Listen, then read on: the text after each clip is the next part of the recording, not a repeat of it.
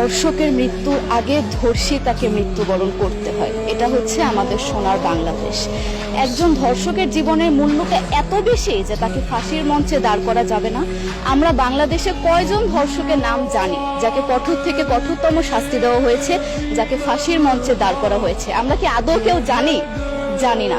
অথচ আমরা কতগুলো যারা ধর্ষিত হয়েছে তাদের নাম জানি। অনেক বড় এই লিস্ট, আসলে অনেক বড়, বলে শেষ করা যাবে না। কুমিল্লার তনু, মাগুরার আসিয়া, 2 দিন আগেও কিশোরগঞ্জে 8ম শ্রেণীর একটি ছাত্রীকে বাসা থেকে তুলে নিয়ে ধর্ষণ করা হচ্ছে। বাবার হাতে মেয়ে ধর্ষিত হচ্ছে, ভাইয়ের হাতে বোন ধর্ষিত হচ্ছে। আমরা আসলে নিরাপদটা কোথায়?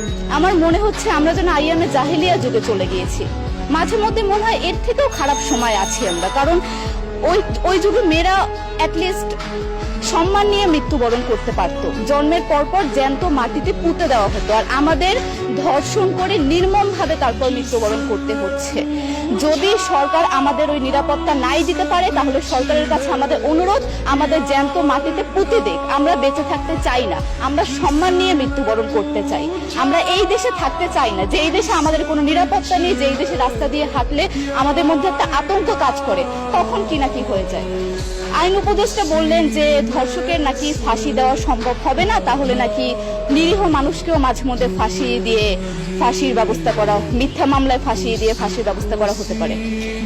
আইন উপদেষ্টার কাছে আমার প্রশ্ন, আল্লাহ না করুক আজকে যদি আপনার কাছের কেউ, আপনার বোন অথবা আপনার স্ত্রী অথবা আপনার মেয়ের সাথে যদি এরকম কোনো কিছু হতো, আপনি কি আসলে এটা বলতে পারতেন যে না, ধর্ষককে ফাঁসি দেওয়া যাবে না?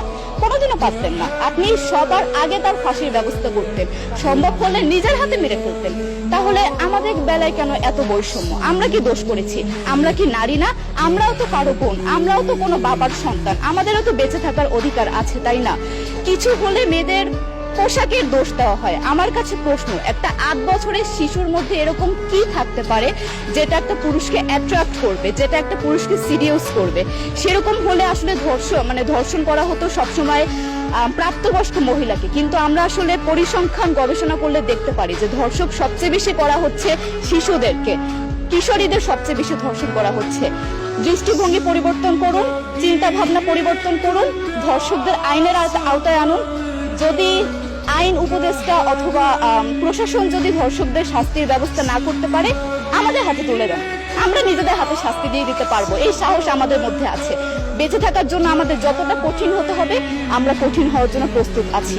আমরা ফাঁসি চাই, ধর্ষকদের কঠোর থেকে কঠোরতম শাস্তি চাই। যতদিন না পর্যন্ত ফাঁসি দেওয়া হবে, যতদিন না পর্যন্ত ধর্ষকদের শাস্তির ব্যবস্থা করা হবে, আমরা আমাদের আন্দোলন অব্যাহত রাখবো। দরকার হলে আমরা শিক্ষা প্রতিষ্ঠান বন্ধ করে দিব, তবুও আমরা থামবো না। এটাই আমাদের দাবি।